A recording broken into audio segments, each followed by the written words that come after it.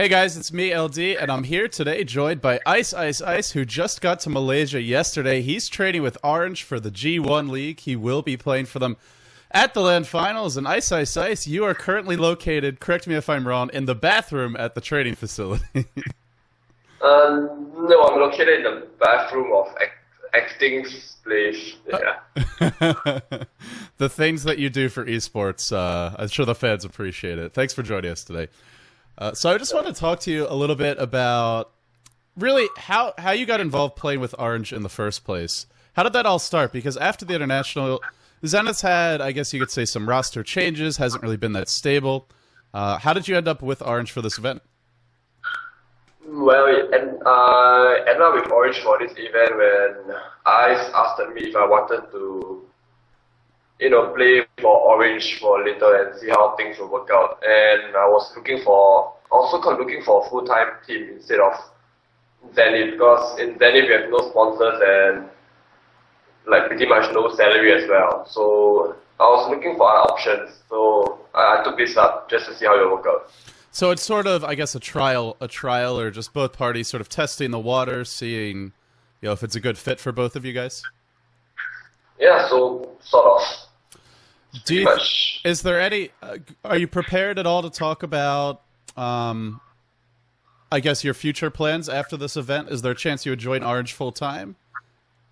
Yeah, there's a pretty high chance that I will join Orange full time, but it depends on the result of this tournament, I think, because it's pretty tiring to be going up and down between Malaysia and Singapore.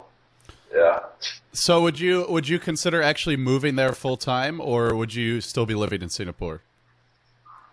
We'll still be living in Singapore, but if there's going to be a big tournament ahead, I'll probably drop by a week or two earlier in advance just to train out with them on LAN.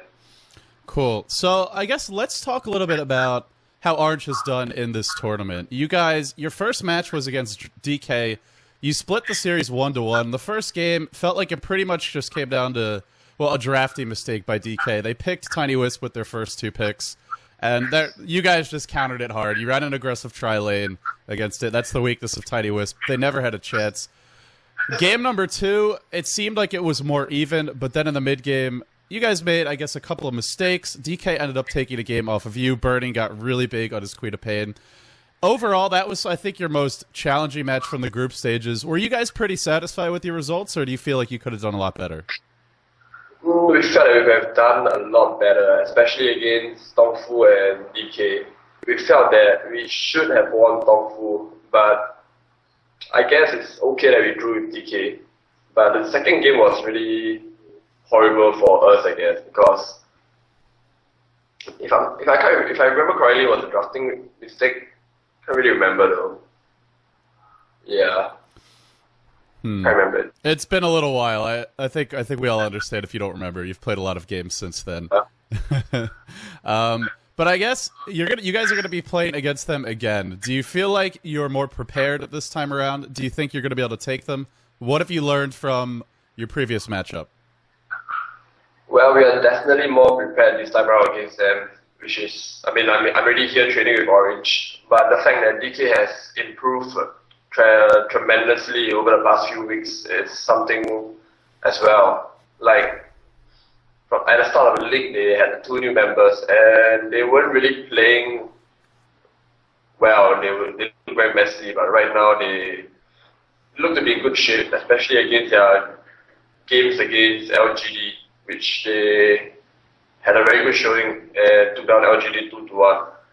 So I think it's going to be hard to actually beat them now. But I'm still quite confident. If not, I wouldn't be going to China. How do you feel about, what do you think you need to do exactly to beat this DK team? What are sort of their weak points, or where do you need to win?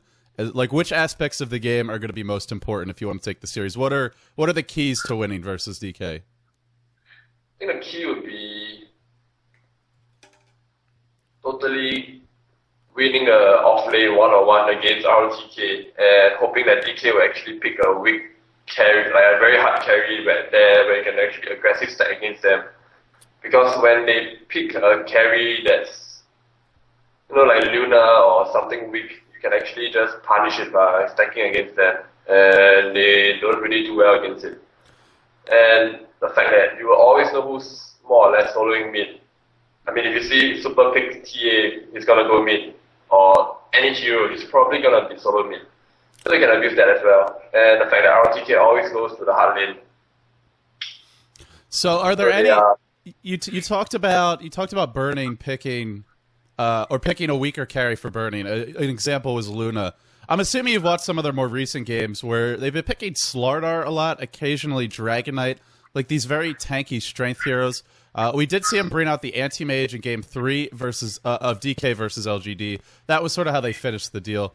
How do you feel overall? Is there a certain matchup you'd prefer? How do you think they're doing with these tanky carries, and are you guys prepared to deal with them right now? We are prepared to deal with them like any other carry heroes. Just pick something tankier with more damage. Personally, I would prefer them if they pick anti-mage. I mean, it's a hero that you can punish easily if they are going to have a weak stack lane. But against a DK, I mean, DK is pretty weak as well in the stack. But see, if you are playing a DK, the DK can actually solo middle and border crow a lot. And you can just control the middle lane somehow because border crow is pretty cheating. Bold words. So, bold words. You want Burning to play anti-mage. I don't think there are many players in the world that would say it, but you feel you can deal with it, and well, a lot of confidence from you guys in that respect. So tell me a little bit more about how you guys have been preparing. Are you studying a lot of replays? Are you scrimmaging a lot? Who are you practicing against as well? Just sort of walk me through how you're training for this match. Well, I've been eating a lot of Malaysian food for one, so I'm preparing for that. Like, I'm just eating a lot, so I'm gonna be in a very bad shape when I reach China. But anyway,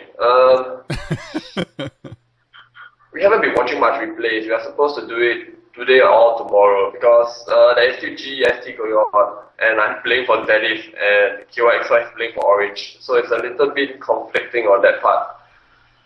But yeah, we have been training against LGD, and training has been going well. We are figuring out what our roles are, the heroes that we should drop, and we are also playing public matchmaking together to test out if there are any better heroes that, like, to actually fit into the current meta game. So, I mean, the training will be like waking up at 4 p.m., going down to Orange at 6, and we are going to play till 3 to 4 a.m. And yeah, we'll go back, rest, and do the same thing over and over again. And we'll discuss pretty much about drafts if we can back at home or Extinct place. Interesting. It sounds like you guys have a pretty late start there, to say the least. I'm not actually sure when the matches are supposed to begin for G1, but last time it was like 3 p.m. So hopefully you don't oversleep when you get to China. Yeah, I really hope so too. I mean, oversleeping has always been an issue for me or my team. Like, I was late for WCG once and got disqualified 3 years ago in Singapore. Yeah. Hopefully your managers come in or the Orange manager, and he'll just kick your butts a little bit out of bed.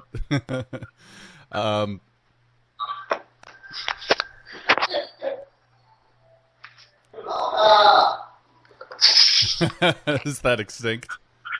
Yeah, I know it's Extinct. Okay. So as far as your first round playoff match, so you had a pretty decent showing in the group stages.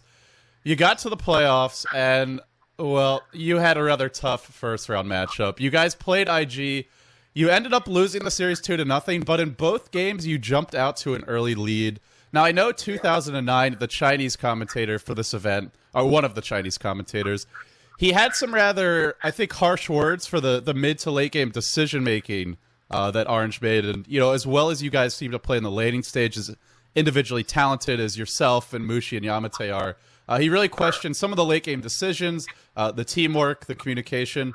What would you say to him, and how confident do you feel that you sort of improved those decisions, or they will be better when it comes to LAN? I can't really say much about those two matches as I wasn't playing in them, but I figure we can work on the communications and mid to late game commands as well. Currently, it's quite confusing as there's really no commander in the team. It's only Mushi and Yamate making more or less the big decisions. And sometimes they just go quiet and nothing will happen. Do you see yourself maybe... Obviously, you're sort of the... You're. It's a little bit, I guess, awkward for you in a sense because you're, well, the new guy, right? You're not an official member of the team. You're replacing KYXY or Winter, who would normally be playing as that final player. Is there a chance maybe you'll take a more active role and try and call some shots for the team, or are you just gonna trust those guys to make the decisions? I'm gonna trust those guys to make the decisions because I mean my role is just trying to stay alive, and you see if I do something good, then it's an asset, like it's something extra. But if I don't do anything and I keep dying, then I'm just doing what a silent is supposed to do, I guess. So yeah, I'll leave it to Mushi and Yamate to decide.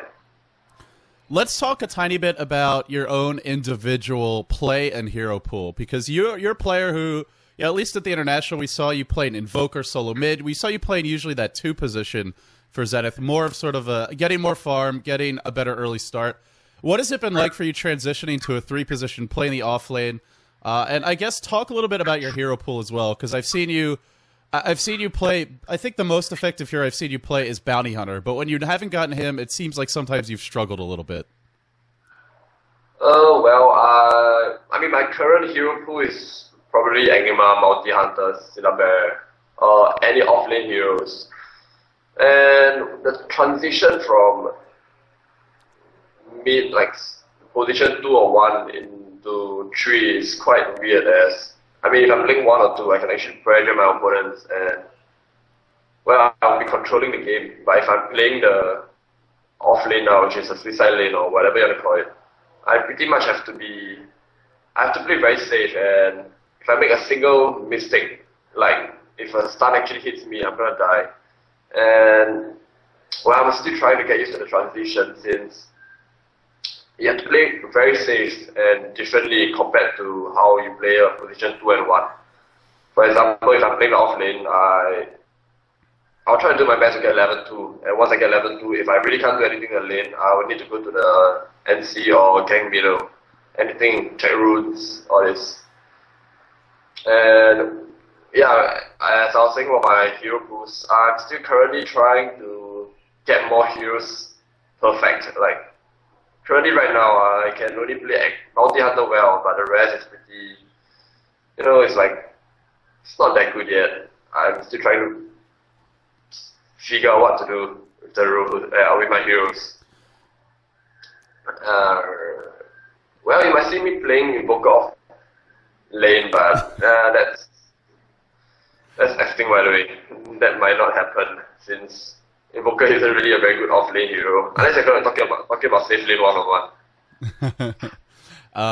Right. That makes a lot of sense. Let me ask you, you're a very aggressive player. You're a player who likes to, go for pretty early kills, try and control the game. Is it hard for you to adjust your mentally to just sort of say, okay, I can't be that aggressive in most games. I have to sit back. Is it hard for you to keep that mindset, or is it something that you're feeling pretty comfortable about? Well, it is pretty much for me at the start to actually keep change the mindset. But right now, I'm pretty comfortable with it because I like my role as I like to be irritating to my opponents. I like them to keep finding me, hunting me, and missing a kill, so I'll be technically wasting their time. So in a way, I guess I'm good at doing that as well. So I'm getting quite comfortable with my role. Glad to hear it. Let's talk about the other match. The other match for the semifinals of G1 League, IG versus LGD.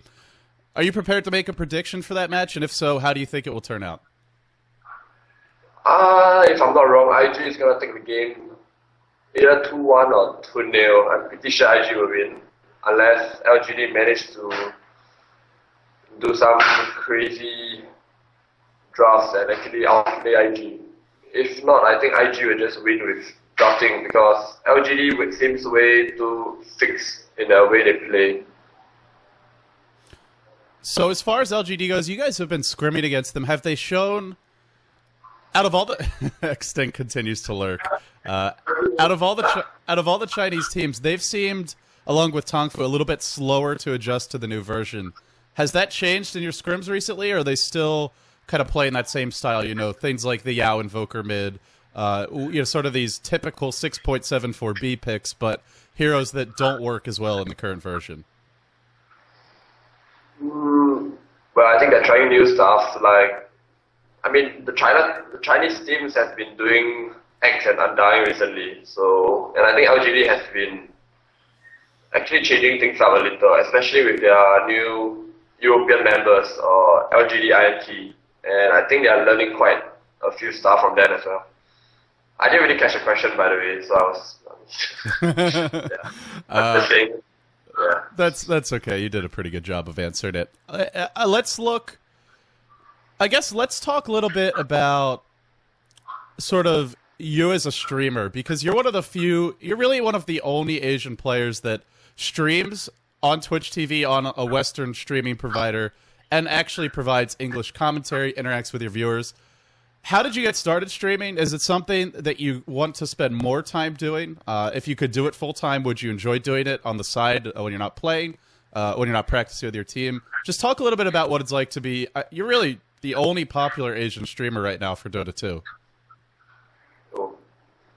Well, I started streaming because I needed an alternate income, and I wanted to actually stream, and I wanted to see how it actually goes. I mean, everyone needs to make a living, and if I want to go into full-time Dota in Asia, I can just depend on the salary, especially in Singapore. It's like extremely low. So yeah, that's how I got started. I was thinking of a way to pay my bills, especially when I was in the army, since I get shitty pay. Like, you really get horrible pay in the army as a Singaporean. And it was pretty hard to start streaming at the start because no one would actually understand what I'm saying. Like, my English would be very Singlish, and they wouldn't be able to understand my accent. And I think right now I'm still trying to improve on the way I'm speaking. But anyway, yeah, after a while it got better, and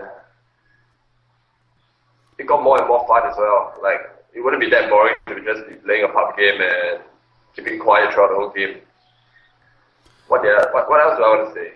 I can't remember the whole question. That's okay. That was pretty much it. Iceiceice, Yeah. let me ask you, where's HYHY? Oh, where's HYHY? Somewhere in Singapore sleeping. Yeah, but that's one of the other issues as well. People just keep asking me the same questions over and over again. It's like, how would I know? And yeah, they are talking outside pretty loudly. Wait, what else? There was something, and oh yeah, I'm currently trying to be a full-time streamer. And well, I'm just gonna see how well it works out after 2 to 3 months. If it doesn't really work out well, I guess not 2 to 3 months, maybe 6 months. And if it doesn't work out, I guess I have to actually find something. Oh, speaking of which, I wanted to ask you about this. You've commentated with me, I think, for 1 or 2 series at this point. Aside from that, I don't know if you commentated anything else, at least not for an official broadcast. I think you may have done a little observing of games on your stream, sort of talk casually about them. I know you've expressed an interest in maybe doing more commentary, at least on the side. Is it something you would ever consider doing full-time if you could make a living off of it, or is it just sort of a hobby for you? Currently, it's just a hobby for me. I'm going to be a competitive player first before I'm a player first before a caster. But I might actually, when I'm done playing 2-3 years down the road, I might actually switch to becoming a caster. But currently, I do enjoy casting, and I would like to do more of it if I can. I mean, it's pretty fun to actually cast a game, even though I'm quite bad at it now. Okay, we've covered casting, we've covered streaming. Let me ask you one more question about Orange, more of sort of a fun question. Tell us something we don't know about each of the players on Orange. Tell us something that your average fan wouldn't know about them. The average fan wouldn't know about it. Well, Esting has 4 dogs. two very big wild dogs and two small dogs for one. Yamate is a JB gangster, or the way he talks in Skype is damn funny. It's like a JB gangster. Mushi actually has very little eyebrow. No one notices it. And Ice is cool. Ice is awesome. Ice is like a quarter of me, so I have nothing to say about Ice. And what's something we don't know about you? What's something that you could tell us that people haven't heard about you before? Me? Well, besides the fact that I'm doing an interview in the toilet, I'm actually pretty tall if no one noticed. Yeah. I think people actually thought I'm a very short Asian once in a while they're watching my stream. Yeah.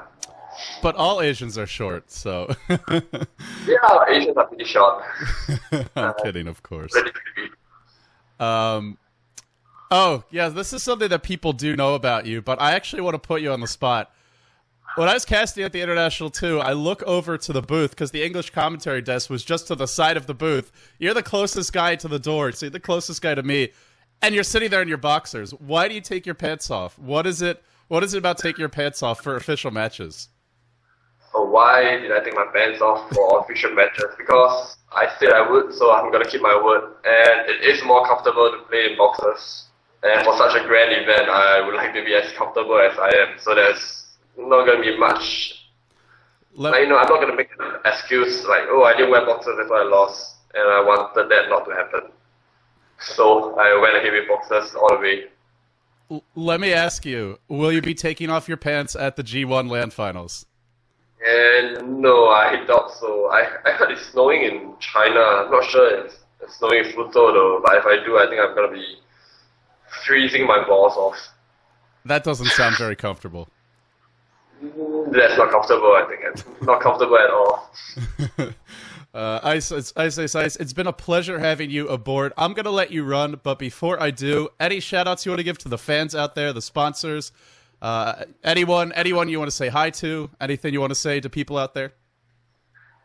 Anything, well, I really like Malaysian food, and thanks for all my fans for supporting me as well, and my friends who actually...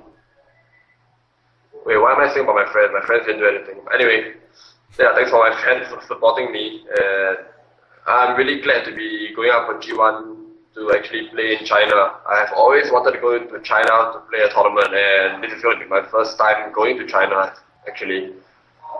And well, thanks for Ice and Xting. Ice for driving me up to KL, and Xting for giving me a place to stay. What else? Nah, nothing much. Thanks for coming on, Daryl. It's been a pleasure. Best of luck to you and your squad, Orange. You'll be facing DK in the semifinals.